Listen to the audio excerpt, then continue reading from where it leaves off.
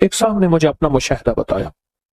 मुझसे कहने लगे कि मैं बाहर ले मुल्क रहा, अबू धाबी बहुत अरसा रहा, कि मैं जिंदगी में सारी उम्र वहां रहा, माल भेजता रहा, पैसे भेजता रहा, साल के बाद आता था। आखिरकार मैंने कहा अब वहां जाके वक्त गुजारूं अपने मकाम पे। मैं फिर अपने वतन में आ गया। अरसे के बाद मुझे पता चला कि मेरे पास तो कुछ भी नहीं है, जो कुछ था वो सब लोग खा गए, और अगर जायदाद बनाई तो उन्होंने अपने नाम बनाई, मेरे पास कुछ भी नहीं। मुझे जब ये गम लगा तो शुगर हो गई अचानक, फिर ब्लड प्रेशर हो गया, नींद चली गई, जहनी सुकून खत्म हो गया, जहनी तौर पे परेशानी, हालात खत्म, और नाकामियां और मसाइल मेरे पास आ गए, और कहा इसी उलझन में, बीमारियों में मुब्तला हो गए। में फिर घरेलू झगड़े शुरू हो गए, घरेलू उलझने शुरू हो गई, घरेलू हालात में तलखियां, सख्तियां शुरू हो गई। मैं इसी गर्दिश में, इसी परेशानी में था कि इसी तरह मेरे कोई 2.5-3 साल गुजर गए। एक दफा मैं नाई के पास बैठा था, अपनी हजामत कराने के लिए, बाल कटवाने के लिए बैठा हुआ, परेशान बैठा था। तो एक साहब मेरे पास आए, पुराने जानने वाले। उस वक्त जब मैं मुल्क में था, जवान था, वो भी जवान था। मुझे देखा तो मिला, बड़ा खुश हुआ। कहाँ आए, इतना अरसा के बाद मुलाकात हुई, और इतने अरसे के बाद आपको देखा, क्या हाल हो गया है, इतनी जल्दी बूढ़े हो गए हो।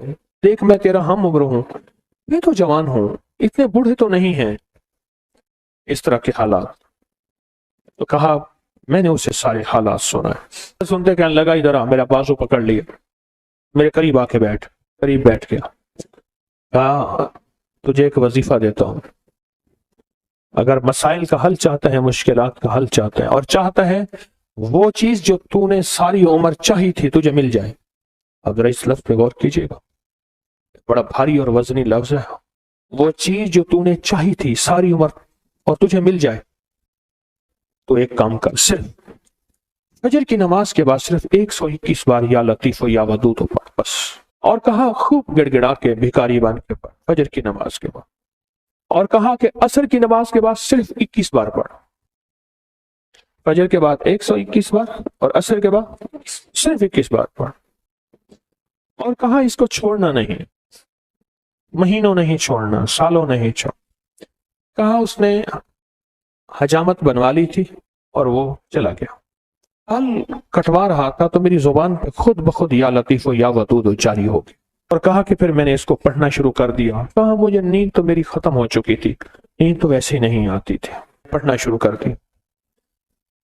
कहा, चंद ही माह पढ़े थे, सबसे ज्यादा जिस बंदे ने अपने नाम जायदाद करवाई थी वो मेरा सगा भाई था।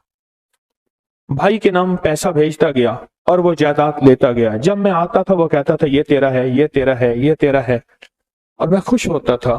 कहा, मेरे पास आया, फजर के वक्त मैं तस्बीह कर रहा था। कहा कि अपना जो है ना, वो पगड़ी होती है, देहाती बांधते हैं, वो साफा पगड़ी उठा के मेरे पांव पे रख दिया। अल्लाह के वास्ते माफ कर दे, जो मुझे पता है तू लोगों के पास आता जाता है, तूने कहीं से मेरे ऊपर तावीज कराए हैं, मेरे वो तावीज निकाल दे। तू जो कहेगा मैं कर दूंगा, तू जैसे कहेगा मैं कर दूं, मेरे वो तावीज निकाल। मेरे तन बदन में आग है, मेरी जिंदगी में परेशानी है, मेरे घर में बीमारी है, मेरे घर में दुख है और तकलीफें हैं, मुश्किलात और मसाइल हैं, मेरी जिंदगी सख्तियों, पता नहीं क्या क्या मुसीबतें उस बेचारे ने बताया। मैं हैरान हुआ, मैं खामोश हो गया।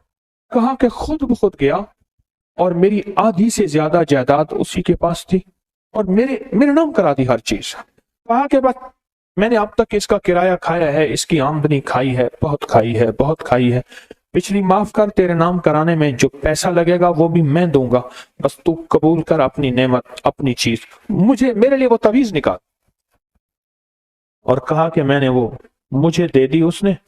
मैं तस्बीह पढ़ता रहा और तस्बीह पढ़ता पढ़ता एक दफा फिर आ गया कि मेरे साथ बैठा और कहने लगा, मुझे सुकून मिल गया है, तेरी मेहरबानी है, तूने तावीज निकाल दिए हैं, अब मेरी जिंदगी में राहत है और मेरी जिंदगी में चैन है। और कहा, मुझे उस तस्बीह का ऐसा यकीन हुआ, ऐसा यकीन हुआ कि बस फिर मैंने कहा अब तो मैंने छोड़नी नहीं।